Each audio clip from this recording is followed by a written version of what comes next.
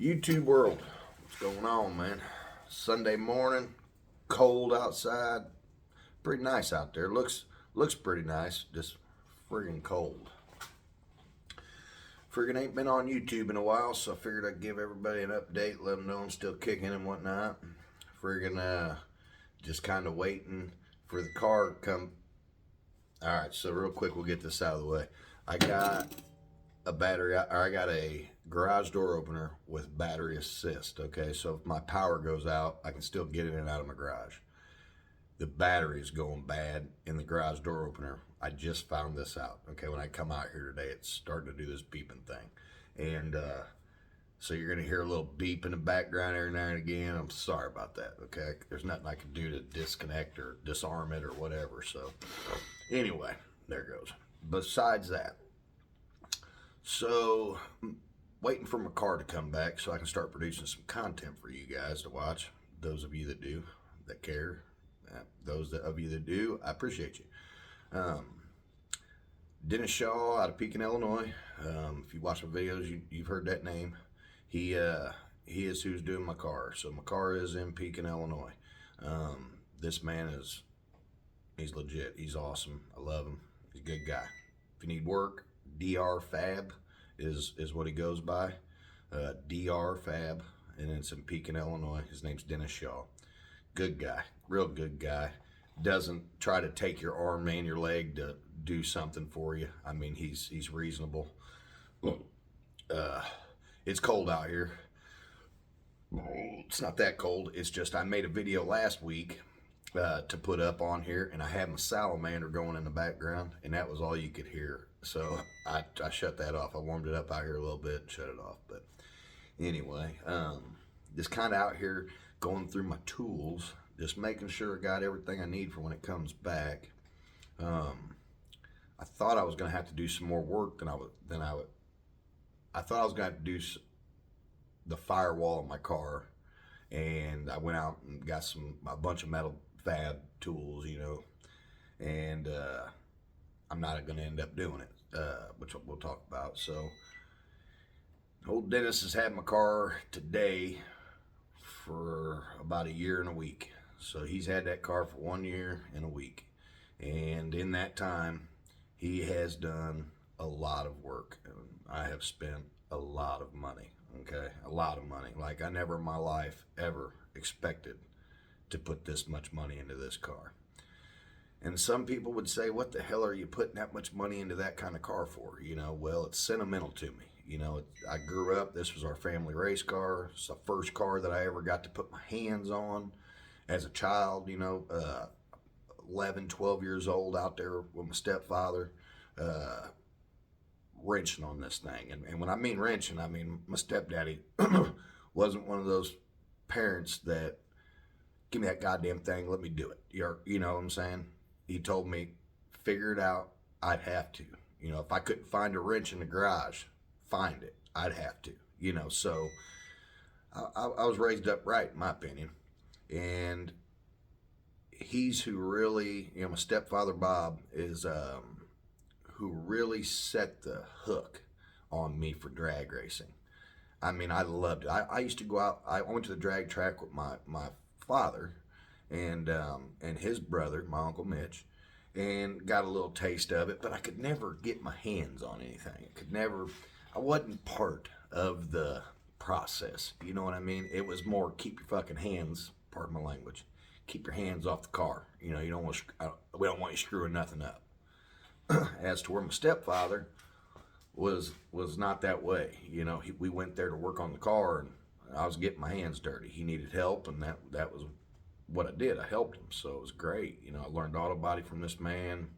Him and my step grandfather taught me a great deal of common sense on how to use these bad boys. So I appreciate them. But anyway, besides that, that's the sentimental value that I have to this car. It's just been in my life, my whole life, and we used to race it. The damn thing blew up, and we weren't a rich family, and we just didn't have the money to get it back together, so the car never seen the track again after that. It ran for about 4 years, and that was the end of it. I was devastated. I swear to you, I was. I mean, I love drag racing. I love it.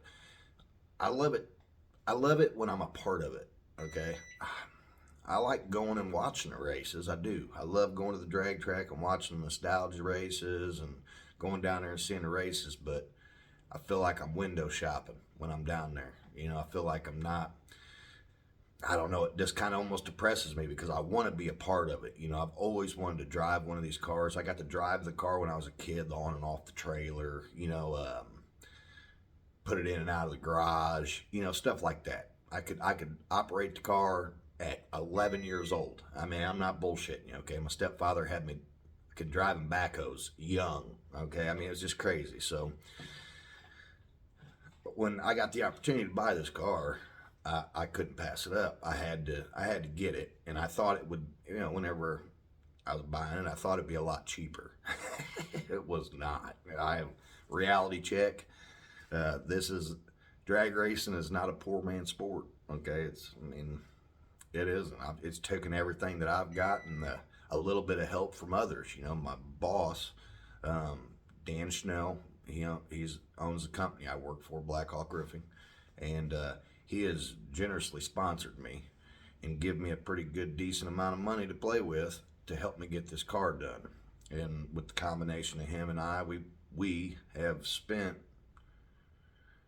I bet you, close to $25,000 so far this summer, which isn't a whole lot of money. It's not when you're talking drag cars and whatnot. These cars are $500,000 now.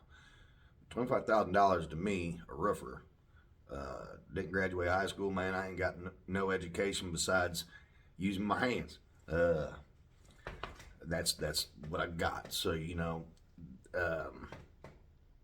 quite a bit of money, but it's got a lot done. Like I say, we got. As far as what he has done, is he has put a complete new front end on the car, and I mean new frame rails, everything. New rack and pinion. We put a different rack and pinion on it. New steering, new A-arms, new control arms. I mean, the front end is completely brand new. Not a piece of metal on it is old, and it's all chrome moly. I mean, it's nice. I cannot wait to show you guys this car when it comes home. He has redone the rear of the car, and I'm talking back half, the frame rails, remounted the body, new rear end, new anti-roll, new wishbone, ladder bars, new ladder bar mounts to the frame. The wheelie bar, which I already had the wheelie bar built that he built. He put the wheelie bar together. He remounted it to this new Fab 9-inch. It's a big badass Fab 9-inch. This thing's serious. It pulled the house down. Anyway, he redid the center of the car. What I mean by the center is he put a drive shaft enclosure loop with two drive shaft loops. One at the front of the transmission, one at the back, because I sit so close to the drive shaft that it's scary. So all that is enclosed now. Put a new transmission cross member in it, and there's some other things that he's done too. I mean, there's so much it's hard to even think about everything that's been done to the car. But I mean, as it sits, besides the body, the car is brand new. I mean, completely brand new. There's nothing on it that's, all brand new parts, brand new everything. Third member axles, brakes, the whole line is brand new, everything. All strange, by the way. It's got a strange third member in it with pro gear. Nice, badass, high dollar, $2,500 for the third member. Strange axles, got the 35 splines in it. What else we got?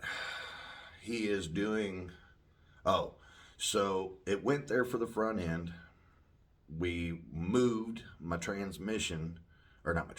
moved the motor to the center of the car. It was offset to the passenger side for some reason. I think it was to match the old rear end, to kind of line up the rear end tail, the transmission tail to the rear end yoke. Well, when we moved the motor and training over, the rear end no longer aligned, and we couldn't get any adjustment out of it. Hence why I had to put a new rear end in the car. So we got all that centered up. Um, the car was gonna come home after all that was done. Well, he didn't have anything else going on and was like, "Is there anything else I'm gonna do to it?" And I was like, "I mean, yeah, you go as far as you want, man. You want to build some headers for it?" And he was like, "Yeah, I'll build some headers for it." And I was like, "Okay." So he built some headers for it. They actually were the headers last Sunday, last Sunday were done. So the headers on the car are done, the front end's done, rear end's done, center of the car is done, and he asked me if he wanted me to do, or if I wanted him to do the firewall. And I was like, hell yeah, because this guy, I mean, I can get it done, but it's not going to look or be what he can do. So he is in the process of doing the firewall. So when that gets done, technically the car should come back home. But after Christmas bonuses and saving money this whole time, got a little bit of cash built up, and I want to see when he's done with this if he'll go a little further. I need to do a transmission tunnel cover to go from the transmission, like from the mid plate to the back of the car, just to cover up the transmission drive shaft enclosure, transmission, yada yada yada. I want to see if he'll do that. If he'll do that, I'm just going to let him keep on going on the car. I'd also like him to mount my fuel cell. I've got a little, I think it's like 1.5 gallons or a gallon, little bitty fuel cell in the radiator. I want to see if he'll mount the fuel cell and radiator. Again, I am sorry about this beep. I'm sorry. Anyway, so hopefully, maybe, possibly, he'll do that. If not, then when the car comes home, we'll be doing some videos on doing those two things. I've already got the back of the car, the behind the seat, as far as the tin work. The whole back of the car is completely enclosed. It's done. All the tin work is done. The only thing and the floor is done. The only thing I need is a transmission tunnel to cover everything up. And then the car is pretty well, I mean, in my eyes, built. I just need to buy some things like a transmission cooler, mount it, and then fuel regulator, mount it up by the firewall somewhere. Everything that needs welded, little bullshit. Pardon me. Just weld that stuff up and get that all done, and then we can move on from there. But other than that, just waiting on the damn car to come back. It's like I say, it's been 1 year and a week today. So, and I'm not mad. Like I say, I mean, you want somebody to take their time and do the job right. I don't want him just rushing through it and handing it back to me and me not be satisfied. He's a good dude. He sends you pictures throughout, gives you an idea what's going on. You okay with it? Everything look good? Yeah. And he proceeds. I mean, he just don't do something all the way through and then call me and be like, is this okay? He gets my approval on everything. This guy is amazing to work with. I mean, amazing.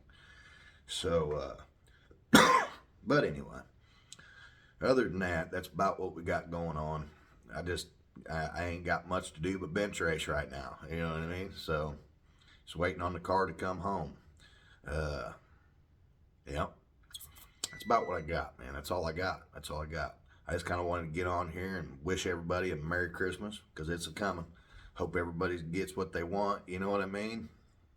And all that jazz. But other than that, yep, that's what it is. I just wanted to get on here and just let everybody know that I'm alive. So, anyway, like I say, I hope all you guys have a great Christmas. I hope all the kids get what they want. And if you don't know, Donald Trump is our president. And that's a good thing, guys. Good things are happening. Even better things are about to happen. So, all right, like I say, love thy neighbor, to the next video.